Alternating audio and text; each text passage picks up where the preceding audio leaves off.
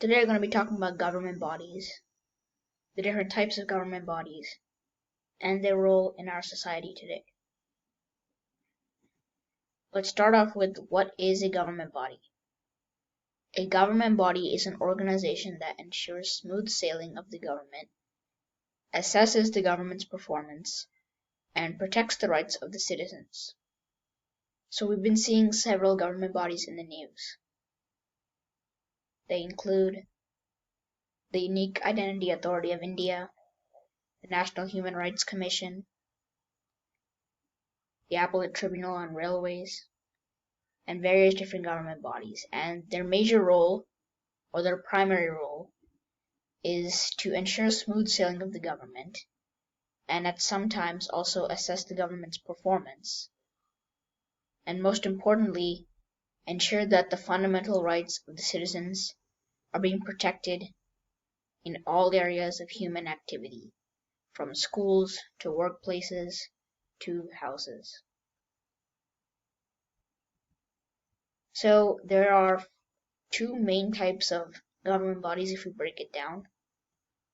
We have constitutional government bodies and non-constitutional government bodies. We'll be looking into each of these very deeply very soon. So in non-constitutional we have statutory, regulatory bodies, judicial bodies, and non-statutory bodies. And we can also break down judicial bodies even further to normal judiciary bodies and quasi-judicial bodies. So now let's look into each one of these types of government bodies in depth. Let's start off with constitutional bodies. They derive their power from the official Constitution of India, hence the name constitutional government bodies, and they're mentioned in the Constitution with a specific article that is entitled to this organization, and their authorities, powers, and limitations are listed in the Constitution. And any changes to the mechanism of these bodies can only be made through an amendment to the Constitution. So they can't change their mechanism or their way of their workflow through an executive order or government resolution. It can only be made through an amendment to the Indian Constitution that goes through both houses of the Parliament. So some examples are the Comptroller Audit General, CAG, which monitors and supervises any transactions from any of the three government accounts, which I mentioned in my previous video. So the Consolidated Fund, the Contingency Fund, the Public Fund, any transactions from these accounts will be closely audited or supervised by this organization. The Union Public Services Commission conducts examinations for all sorts of engineering and civil services. The Election Commission conducts both elections at a state level and a central level, general elections. And the National Commissions for SC and ST Welfare protect the rights of these minority groups. So as you can see, all of these government bodies have a specific role. So the CAG, it's in a way supervising and assessing the performance of the government. The UPSC and the Election Commission are ensuring smooth sailing of the government. And the National Commissions for SC and ST Welfare are ensuring that the fundamental rights and the citizens of these minority groups are being protected. So if we go back to our first slide, which was the roles of a government body, we can see that they're covering each and every one of these roles. And these are only a few examples. So moving on, statutory bodies. These are not mentioned in the Constitution, but they're created through an Act of Parliament. So the creation of these statutory bodies has to go from a bill and goes through both houses of Parliament, and once it becomes an act, this body comes to life. And so it only derives its powers, authorities, and limitations from the Act. Some examples are the National Commission for Women, the Unique Identity Authority of India, etc. These organizations are not mentioned in the Constitution, but they are acts of Parliament, so they went through both houses, and they were passed in both houses, and they were given presidential assent.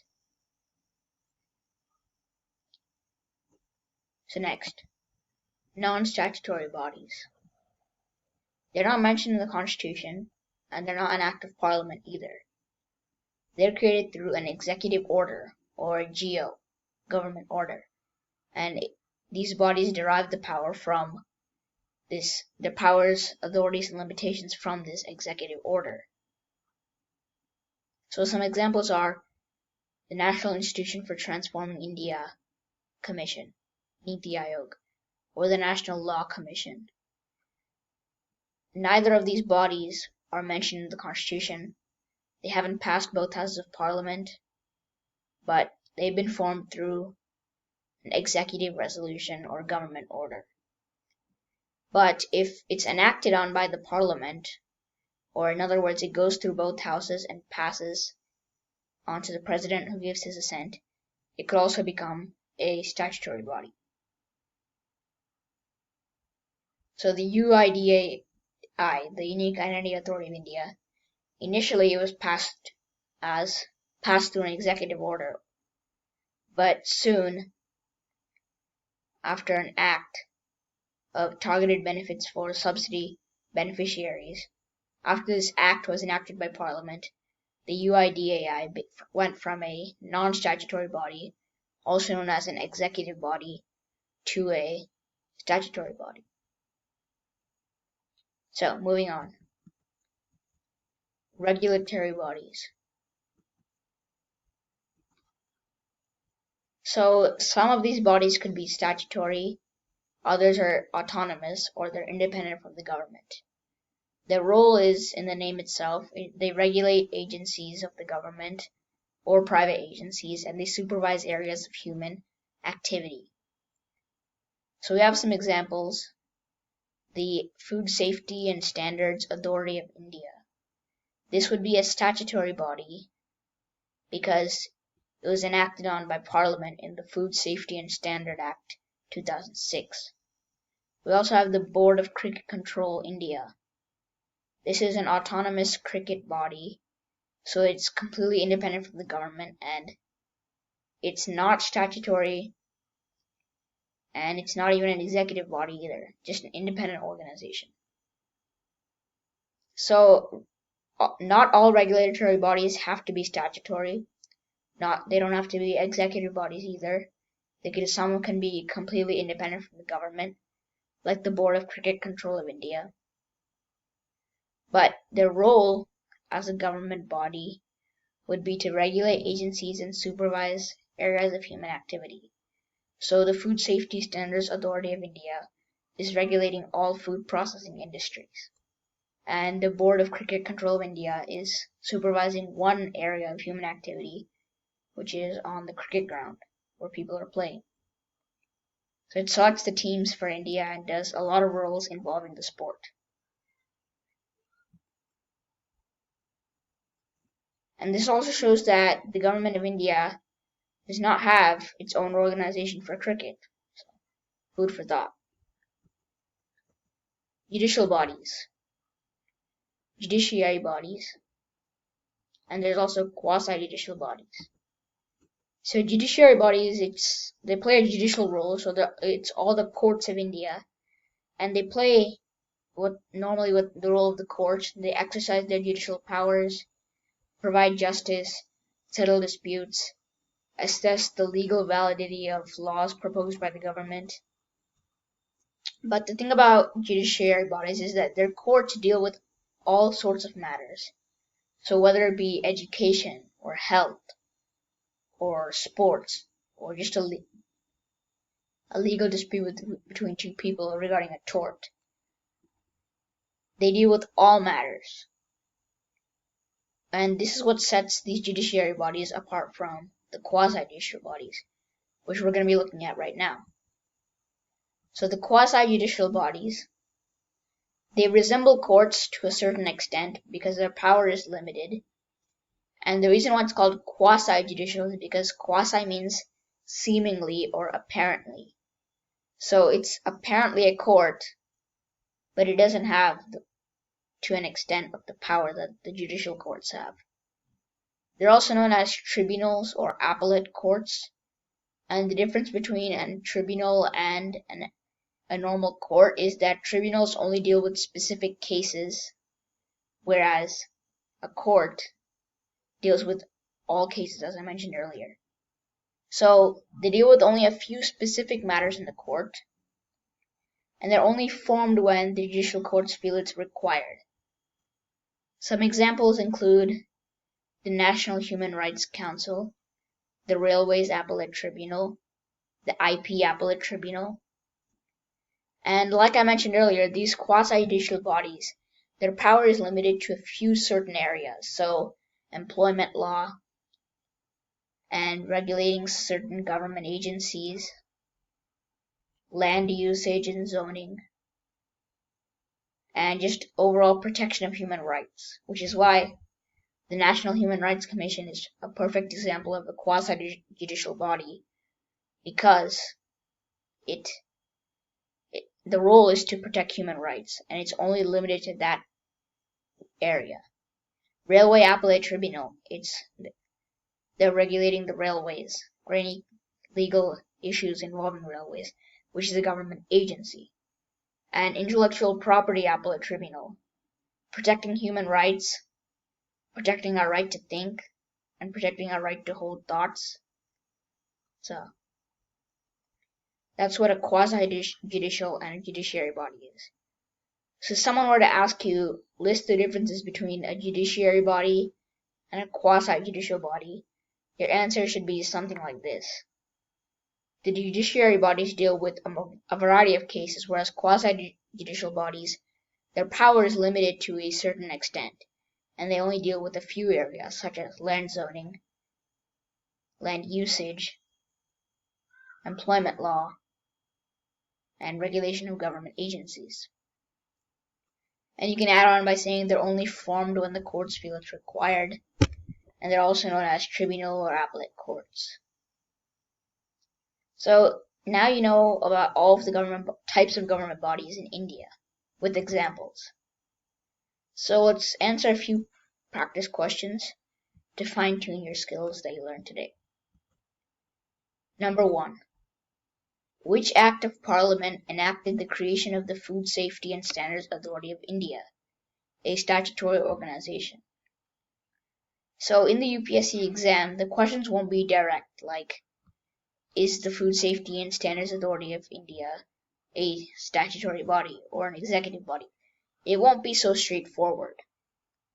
Instead, we're asked to name the act that enacted the creation of this organization. So, the answer is the Food Safety and Standard Act 2016. But now let's move on to the next question.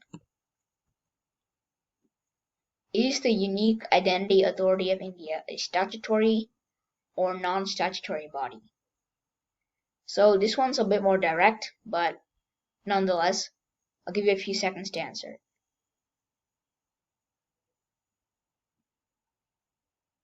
So feel free to pause the video if you need more time. The answer is, it is a statutory body, but it was formerly non-statutory. It was formerly an executive body. So the UIDA is a statutory body because it was enacted through Parliament through the Targeted Benefits to the Beneficiaries of Subsidies Act.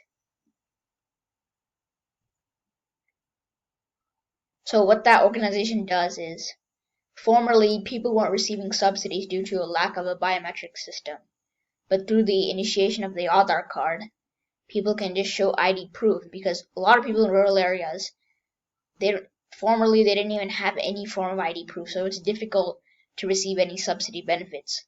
But through this initiative and through this act, these benefits were going to the targeted beneficiaries, which is people in rural areas or people of minority groups.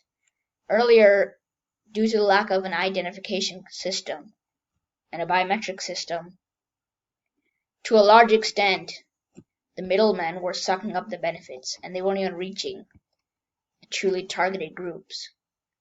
But the UIDAI, also known as the Aadhaar Card Initiative, truly helped these people. Moving on. Next question. From what does the Attorney General of the country derive his power and authority from? So just like there's government bodies, there's also positions in the government. So some positions are mentioned in the Constitution. Some positions are mentioned through an act of Parliament. Other positions would be through an executive resolution. So if you had an idea of the Constitution, you would know that the Attorney General derives his power from the Constitution. He plays a constitutional position. In Article 76, it mentions the Attorney General in the Judiciary Schedule, and it states that he holds office with the pleasure of the President, and he is appointed by the President. He's the chief legal advisor of the country, and he attends all cases on behalf of the government. All legal cases, that is. So, this position is mentioned in the Constitution, which is why